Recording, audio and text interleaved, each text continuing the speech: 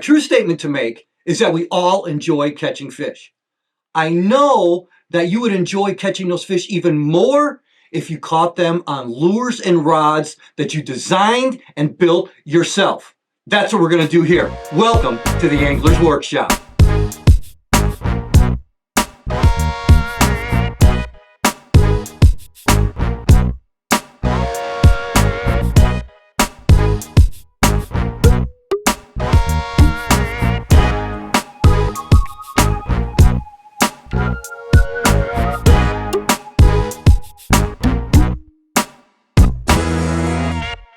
So today we're going to build a 3/8 ounce bladed jig as well as a 1/2 ounce. But first I wanted to show you exactly how I get started with everything and all the components that we're using today. You can easily get at Lure Parts online. We'll give you that information in a little bit. But there's only 5 components to build a bladed jig. That's it.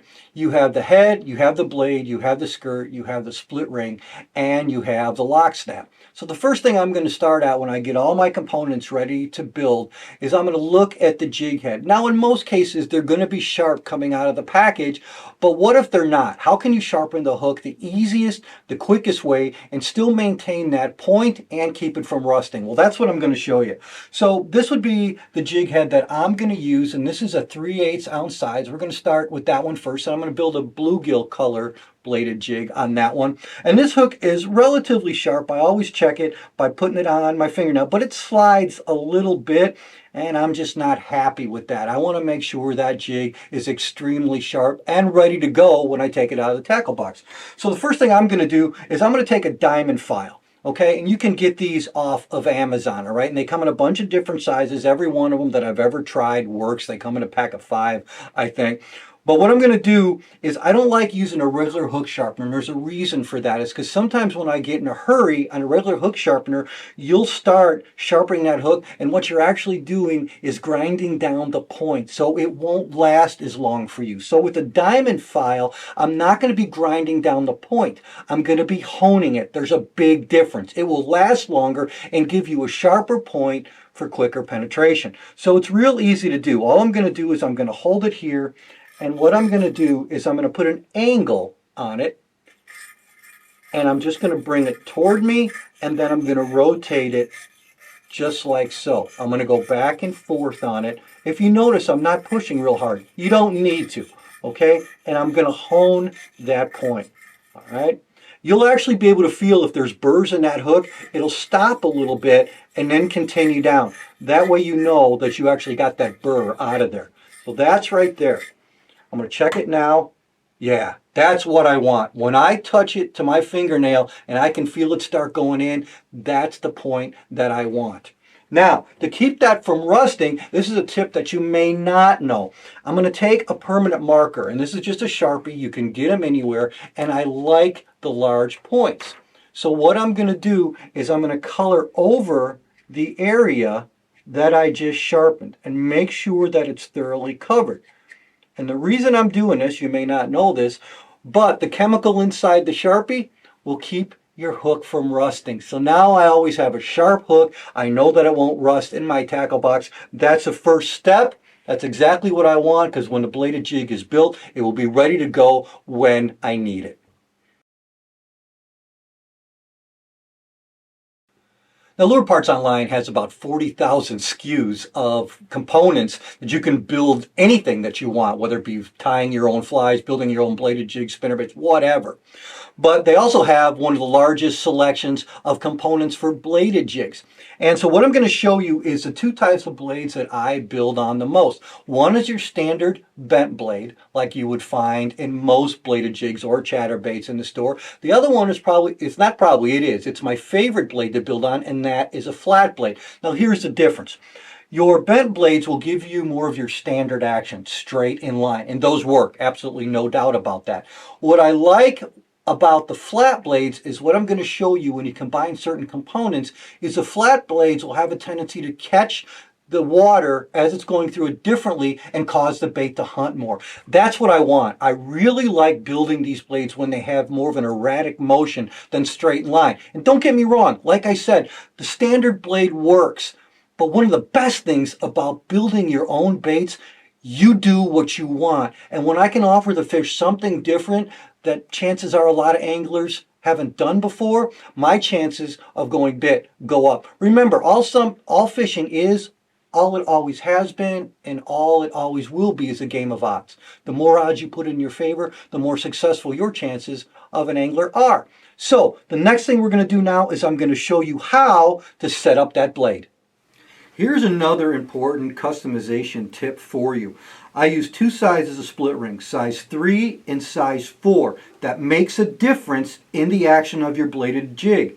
The size 4 will keep your blade more in line. The action will be more in line, just like a standard bladed jig. The size 3 will help your bait to be more erratic and hunt. So what we're going to do is we're going to use a size 3, combine that with that flat blade to make the action on your bladed jig more erratic.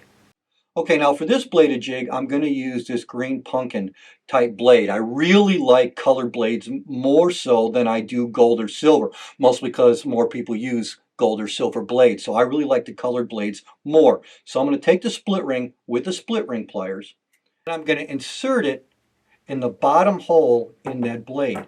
Then I'm going to take my long nose pliers, it's just easier this way, and I'm going to make the circle until it's complete. Now occasionally from time to time the split ring may catch up on the blade and it may bend a little out of shape. That's easy to remedy. Simply just take the long nose pliers and see where the bend is and press in. This way you will keep the full integrity of the split ring and nothing will change. Okay, the next part for the blade is the snap lock. And so I'm going to take the long nose pliers right here and I'm going to open up the snap lock, and I open it up a little bit more and you'll see why in a second. It makes it easier to go through the blade. Now I'm going to take the blade, and you have two holes right here, and I'm going to go in the bottom hole all the time. Once I do that, then I'm going to turn it around. I will push with my thumb to get that as close to the opening on the top hole as I can. And then I am going to slide it through with the pliers. Great, there's that. Now, once I do that, I'm going to turn the blade over, and I am going to take the part of that arm and push it through the snap lock. And right there, now you have about the hardest part to do with a bladed jig. Once that's done, the rest comes together pretty easily. I want to elaborate a little bit more on blade color. Now, you heard me say just a short time ago that I don't use a lot of gold and silver blades, and I don't. Are there times when I do? Yes, there is. But one of the biggest reason that I don't do it all the time is because most store-bought bladed jigs or chatterbaits have that gold or silver blade. And I really like the colored blades. It helps the bait, in my opinion, to look a little bit more natural. I like a dark blade in most situations. So this green pumpkin type one here is one that I choose a lot when I'm using a bluegill type colored bladed jig or just a natural all green pumpkin. A lot of times in really clear water, I'll just go with a straight green pumpkin head, green pumpkin skirt, and green pumpkin blade. My probably top producing bladed jig of all time, where I've caught my biggest bass on, no doubt, and it's probably not going to be a surprise to a lot of you, is just straight black and blue. And on both those, I've had a black blade all the time. For whatever reason, those two colors have worked everywhere across the country for me, black and blue and green pumpkin. So those are two of my favorite options. Not the ones I use all the time, but two that I know are going to be consistent for me. Now, one of the other blades that I will use, this bent black one right here, this has absolutely no shine whatsoever. It's a flat black blade. If I'm throwing a bladed jig continuously, maybe over a couple days, maybe I've been in a 2-day tournament, maybe I'm just going to be on a lake for several days, that's one of the bladed jigs that I'm going to choose from. I'm going to really dull down my colors. I may use a flat black and blue colored skirt, a flat blade, or a flat color blade is what I mean, because that way it just has less shine. And again, a lot of the ones that are store-bought always have those catchy bright colors. They work, there's no doubt about that. Again, one of the best things about customizing, designing your own lures is that you get to choose. So sometimes I'll go a little off from the norm. Why? Because it's something that chances are the fish haven't seen. So with that being said, let's connect this blade to the head of the bladed jig. All right, here you go. So I am going to take the bladed jig or the jig head, and I'm going to connect it to the blade. So again, I'm going to take the split ring pliers. I'm going to open up on the split ring and put it right through the eye on the jig. And then the same thing I'm going to do is I'm just going to move this around. Okay, so that's for the components right there. That's how easy that is to install those. And now I'm going to show you a little trick to make sure you put your skirt on easier. All right, so I'm going to show you a little trick how to get your skirts on here. It just depends what type of skirt you need. Now, we have hundreds of different skirts there at Lure Parts. And if you're going to use the standard skirt, which is what most people use on jigs, and that'll work just fine, but I'm going to one of the problems is when you put a skirt on something like when you put a skirt on a jig head like this, when you push it up on there, sometimes the strands can become uneven. Well, you go to pull down on them, and they can snap or they can break off. So I'm going to show you an easy way to adjust your skirt by putting it on there so that won't happen. The other solution to that is to use one of these Bass Academy hole-in-one type skirts, where you can see right there, where the hole is already there for you, and it's really easy to slip these on. In my opinion, on a bladed jig, these have a lot better action. They're more fluid in the water. So any of the Bass Academy skirts work really, really good for that, because a lot of them have that option where just that hole. But what I'm going to show you how to do is, even when you're skirting up like a regular jig or even a spinnerbait, and if you're going to use your standard skirt, I'm just going to take some chapstick. And what I'm going to do is I am going to rub that on the collar, right like so, okay? Now, what that's going to do is that it's going to allow that skirt to go on easier. Now, if you were going to use the standard skirt, once you put that on there, you can easily now, because of the lubrication in the chapstick, you can easily pull the strands and adjust them. That way you're not breaking them, and it's a lot easier to make that skirt even. With these Bass Academy skirts, it's really easy this way, because now, once I push that on there, check this out, right over the guard, and boom, it slips right on the top, and that's it. And if you notice with these, they're all even because of the way that is. So now you don't have to cut anything. There's your bluegill colored bladed jig right there. And now we're going to go over some trailers and some options to customize your trailers on your bladed jig. All right, now once your bladed jig is built, now the choice you have is, what trailer are you going to put on the back of it? So earlier in the year, in the spring of the year, I'm going to be looking for a longer trailer, because your longer trailer, when added to the bladed jig, will help keep the bladed jig in line. As the year goes on and the fish's metabolism increases, and I want that bait hunting more, then a short trailer back there will actually help the bait hunt more. So if you put all that together, think about how much you can customize your own bait. When you use a size 4 split ring and a bent blade and a longer trailer, you can easily keep your bait more in line like the traditional bladed jig. Now, if you want the bait to hunt more, then you're going to use a flat blade, a size 3 split ring, and a shorter trailer. Now, be careful with swim baits. As great as they are as trailers, if you use one with too big of a tail or too long with a bigger tail, you can literally rob the blade of its action. So you're kind of defeating the purpose, because that blade is, well, the blade is what gives the bladed jig its action. So just be careful of that. Usually I won't use a swim bait longer than 3.3. Probably my favorite trailer to use on to get the bait to hunt more is the 2.8 size, and this is just the Pro Swimmer. Now here's a bladed jig trailer that I started using more, and big part of the reason that is I had a little bit to help in design of that, and this is the Hitchhiker. Now the Hitchhiker comes in two sizes, a 4.25 and a 4.75. And there's a reason that it was made flat. We wanted it to be able to be used by the angler in two positions, vertical and horizontal, and there are benefits to both. If I want to keep my bladed jig deeper in the water column, because most bladed jigs after you build them have a tendency to ride up. So if you want to keep the bladed jig deeper in the water column, you would put it vertical, just straight up and down. Now, one of the problems with bladed jigs is when you're fishing them around cover, like lay downs with outsticking branches, is they have a tendency to roll over and hang up. Here's the other reason we did this trailer this way. Now when you rig it horizontal, Now you're going to give a flatter surface. You're going to allow the bait to ride higher, like if you were going to be fishing it over the top of shallow weeds. You will also be able to bring it through cover a lot easier because now you have a flatter surface that will be wider than the hook on the bladed jig, and it will help the lure to not hang up as much. So it's multifunction. The cool thing about this trailer as well is that whatever way that you rig it, the tail action is going to be the same. It was designed to mimic the blade. So when you reel it slow, the action will be slow. When you reel it faster, the tail on the back will be faster. So now I'm going to show you a great trick on how to rig it.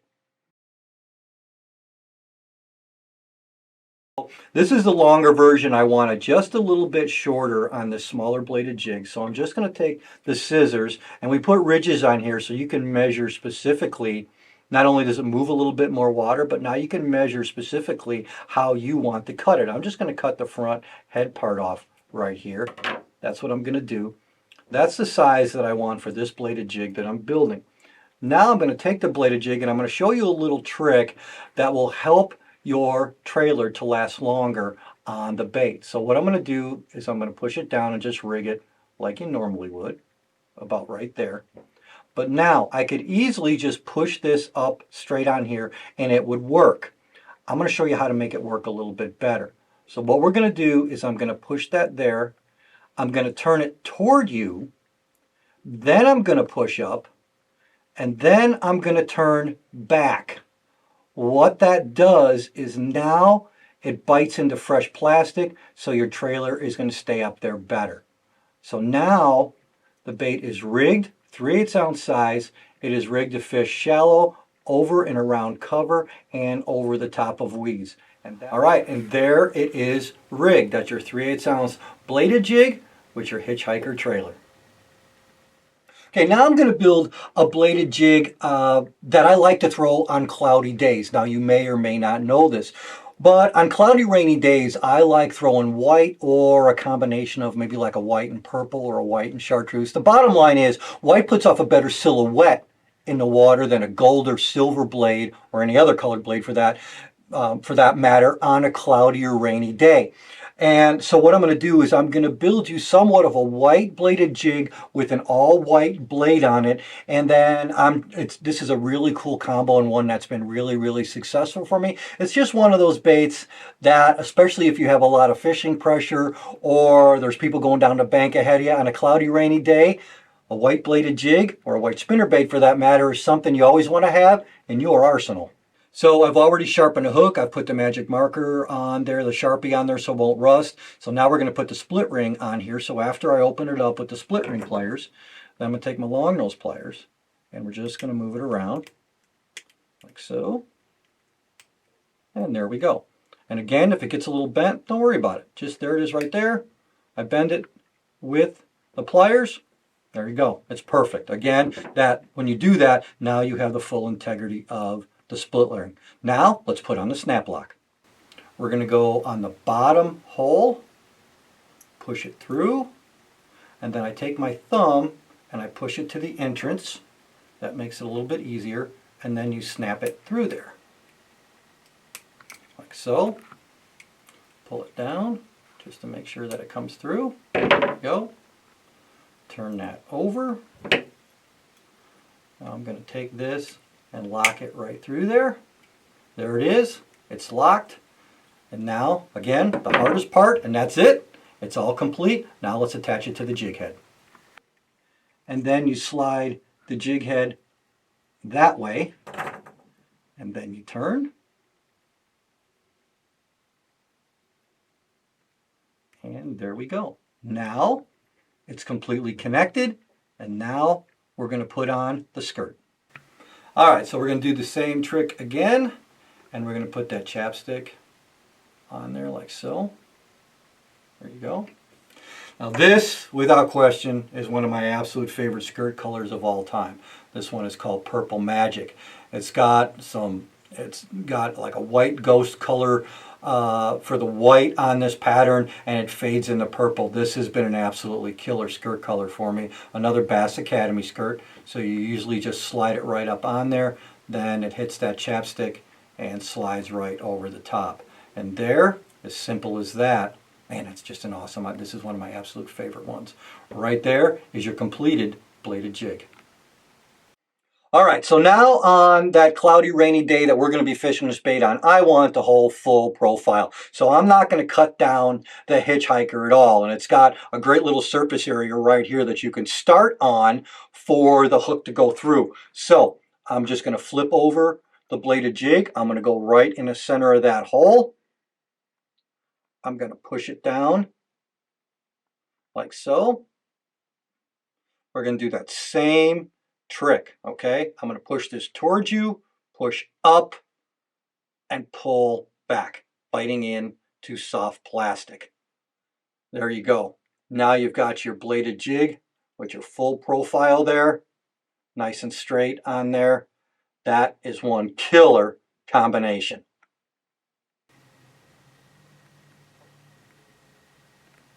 As you can see, the combinations are endless. You're only limited by your own imagination. Everything and anything you need to build better baits, you can find at Lure Parts Online, because all they want you to do is build better baits, catch more fish, and make more memories. And that's what we like doing here. We want to show you how easy it is to build your own lures. And on average, you can build 3 for the price of 1 store-bought one. So until next time, God bless you. I'm Jim Crowley. We'll see you soon on the Angler's Workshop.